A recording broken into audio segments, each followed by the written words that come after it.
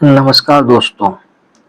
जैसा कि आप जानते हैं क्लास 9th की मैथमेटिक्स में पढ़ा रहा था, जिसमें आपकी एक्सरसाइज नंबर 1.1 और 1.2 मैं रिकॉर्ड कर चुका हूं और यह दोनों वीडियो यूट्यूब पर उपलब्ध हैं। आप आराम से इनको देख सकते हैं। मेरे यूट्यूब चैनल का नाम है JNS मैथ्स, जिसमें मैं आपको क्लास 9th की मैथ्स, 10th की, 11th 12th की मैथ्स पढ़ाऊंगा। हो सकता है भविष्य में कंपटीशन की भी मैं इसमें स्टार्ट कर दूं। ठीक है, तो जैसा कि आप जानते हैं मेरा नाम है संजय वर्मा और हम आज पढ़ेंगे कि दशमलव संख्याएं क्या होती हैं और दशमलव संख्याओं का प्रसार। दोस्तों, इंग्लिश में इसको बोलते हैं डेसिमल नंबर्स। तो दशमलव संख्याएं कैसी होती हैं, कितने प्रकार की होती हैं, इसको हम बड़े प्यार से समझें। एक मैंने छोटा सा आपके लिए चार्ट बनाया है। देखिए, दशमलव संख्याओं का हिसाब किताब देखिए। दशमलव संख्याओं को पहले दो भागों में बांटा गया है। पहला भाग है शांत दशमलव संख्याएं, ठीक है, और दूसरा है अशांत दशमलव संख्याएं। अब इस शांत दशमलव संख्याएं कौन सी बला है, अशांत दशमलव संख्याएं कौन सी बला है।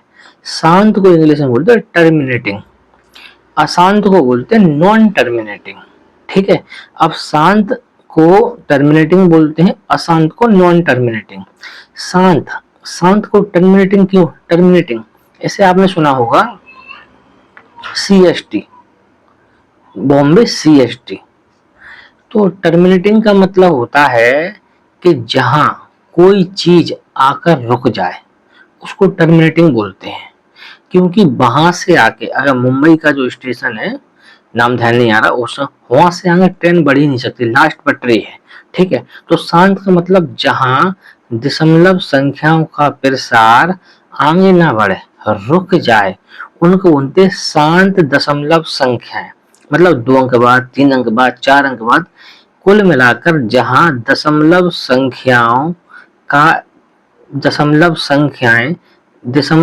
संख्याएं आगे चल के कहीं ना कहीं रुक जाए, वो होती है बेटा शांत दशमलव संख्या। इसको एग्जाम्पल से समझते हैं।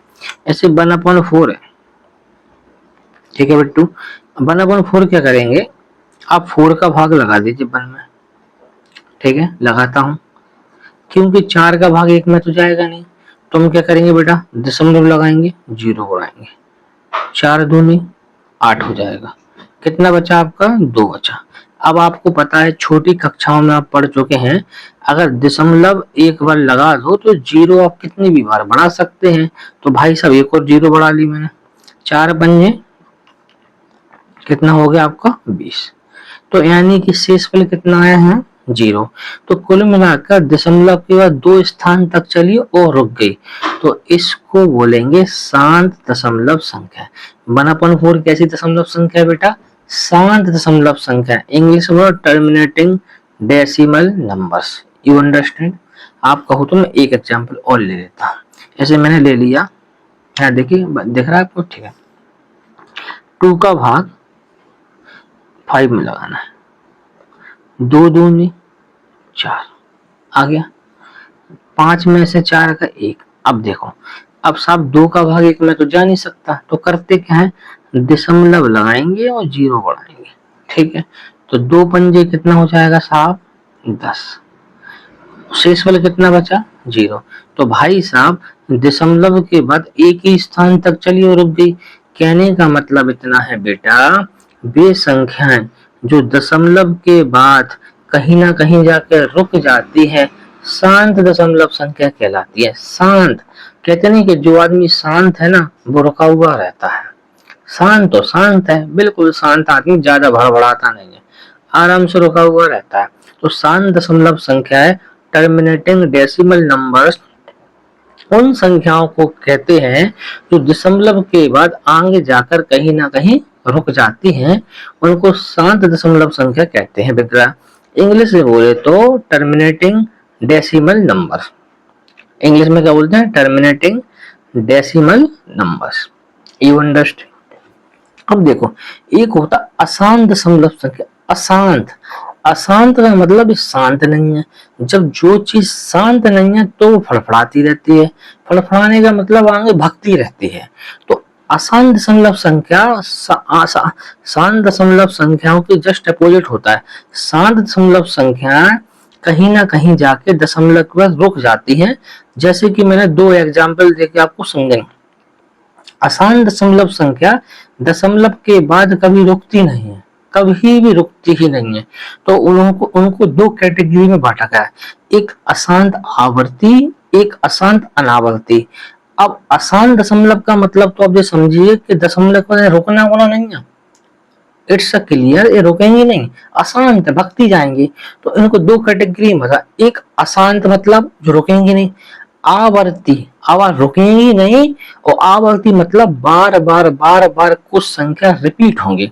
ऐसे एग्जाम्पल देखो, 3 डेसिमल लगाया, अब देखो दशमलव का 3 3 3 मतलब भक्ति जाने 3 3 3 हजार बार, करोड़ों बार, अरबों बार, खरबों बार आता ही रहेगा सब, 3 कहीं नहीं रुकेंगी।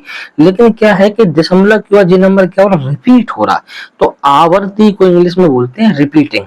क्या बोलते हैं बेटा, रिपीटिंग। तो मतलब अशांत को मतलब तो रुकना है नहीं है, लेकिन रिपीट भी करना, तो उसको बोलते हैं, अशांत को बोलते हैं इंग्लिश में नॉन टर्मिनेटिंग रिपीटिंग नंबर। आई बात समझ, रुकना भी नहीं है लेकिन रिपीट करना बार बार वो नंबर। अब अशांत का मतलब यहाँ देखो, इसको एक पार्ट और है, अशांत अनावर्ती नॉन रिपीटिंग। एक तो रुकने भी नहीं है, एक तो अशांत का मतलब रुकना भी नहीं है दशमलव के, और नॉन रिपीटिंग, और रिपीट भी नहीं होना है।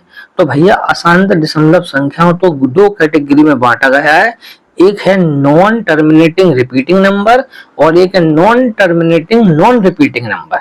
आ गई बात समझ में।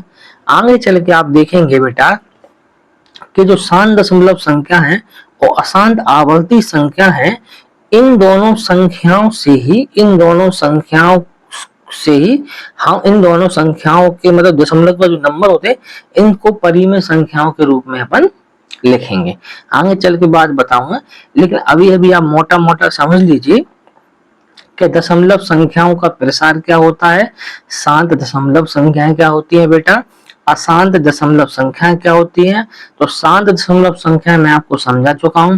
शांत का मतलब जो व्यक्ति शांत है, शांत दशमलव वह दशमलव जो शांत है, कहने का मतलब वे संख्याएं जो दशमलव के बाद, दशमलव 1 अंक 2 अंक जितने भी अंक बाद रुक जाती हैं, शांत दशमलव संख्याएं कहलाते हैं। ठीक है, इसका दूसरा होता है अशांत दशमलव संख्या। अशांत दशमलव संख्या का मतलब बेटा वे